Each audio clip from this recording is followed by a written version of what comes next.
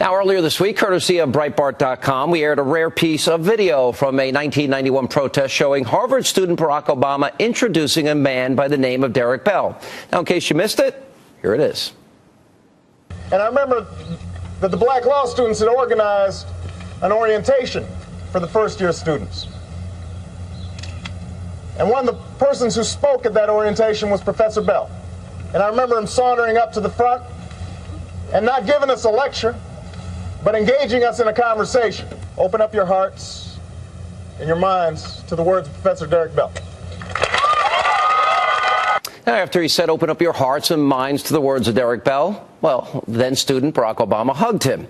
Well, Mr. President, that's exactly what we have now done over the course of the last 48 hours. And some of the words that we have uncovered are pretty disturbing. In fact, I think it's obvious why your friend, Professor Ogletree, went to great lengths to hide that protest footage during the 2008 campaign.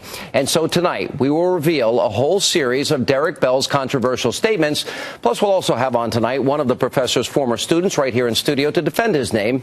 But first, let's do as we were told and open our hearts and minds to the words of this controversial figure.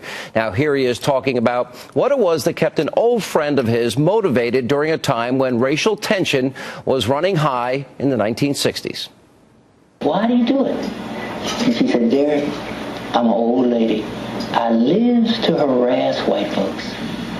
And the marvelous thing about it, the way those neighborhoods, she lived near whites who were supportive of her. So she wasn't talking, it wasn't a racial thing, but she knew that those people who were oppressing her were white. She knew that she didn't have their power, she didn't have their money, she certainly didn't have their guns.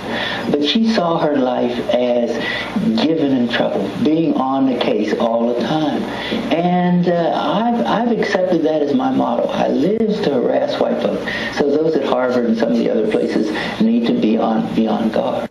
Now, concern about Bell's radicalism was raised back in 1990 by our next guest, renowned economist and author Thomas Sowell. Now, here's what he had to say about Professor Bell. Derek Bell?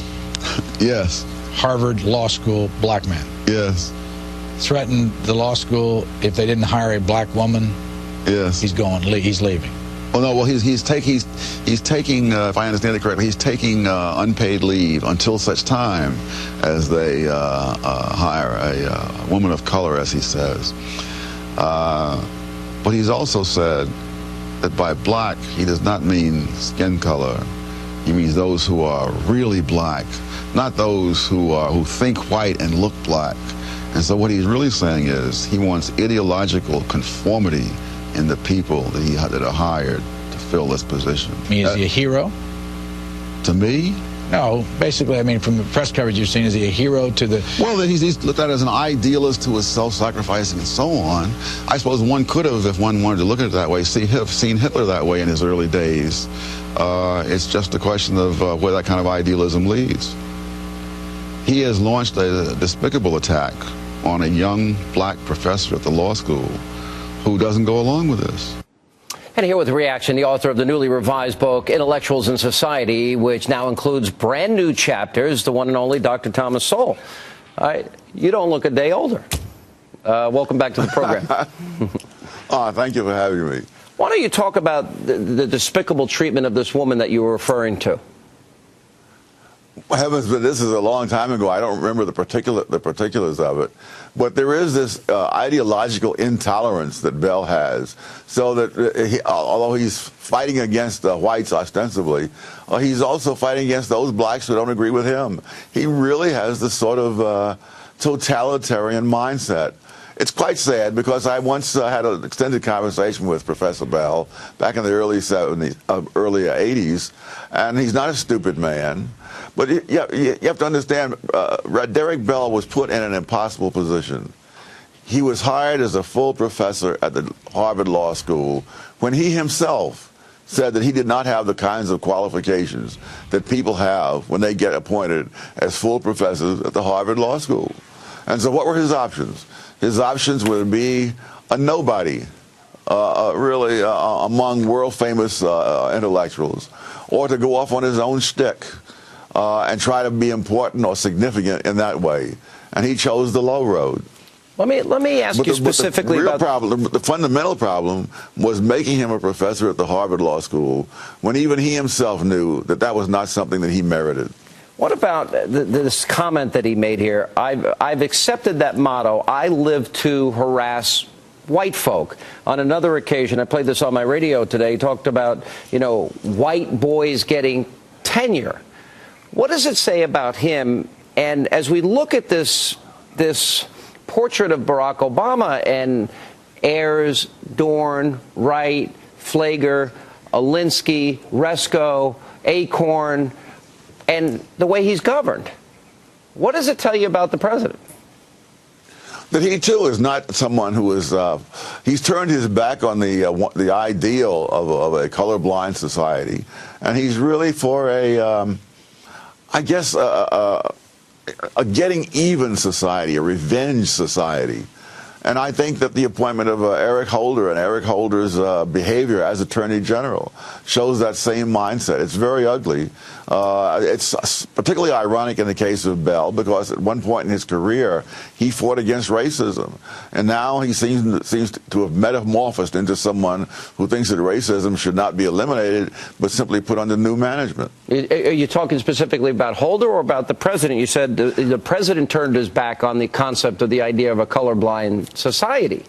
That's a. No, I was thinking about Derek Bell, but it's also the case. I think it would apply certainly to Eric Holder and perhaps to the president. What do you mean, perhaps to the president? You see, for example, I think it's more ideological. The person that I am most concerned that he hung out with more than anybody. I didn't like Reverend Wright at all. I don't know how you sit there for 20 years. GD America's chickens have come home to roost. But I really am frustrated that the media did not vet him in 2008. How do you hang out with an unrepentant terrorist, give speeches with him, start your political career on his home, sit on boards with him, and get asked one question during a campaign season about that? Would that ever happen to a Republican? Not that I know of.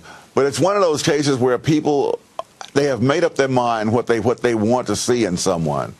And really, they're going to explain away anything that deviates from that. To try to talk, it's like having a friend who has gotten hooked up with some very bad woman. And the question is, are you going to try to tell him what's wrong with her, which is probably not going to change anything except to lose his friendship. And I think people have that. Oh, I'm sorry, go ahead. I think people have that. I'm sorry, go ahead. Oh, that's all right. I didn't want to interrupt you. I'm sorry. In your book, you deal with the issue of race in great detail. And one of the things Professor Bell said was racism is a permanent part of the American scene. In your book, Intellectuals in Society, you add these new chapters. When he says racism is a permanent part of the American scene, do you agree with that? No, but I think it's a permanent part of the thinking of people who have a huge vested interest in racism. I think of a phrase used by Dinesh D'Souza a few years ago, that there are many black leaders who publicly claim that racism has not abated, but who privately are worried that it has, because where are they going to be without racism? All right, and you have chapters on this in the new book. Dr. Sowell, it's good to see you. Thank you so much for being with us again. Thank you. All right, and coming up.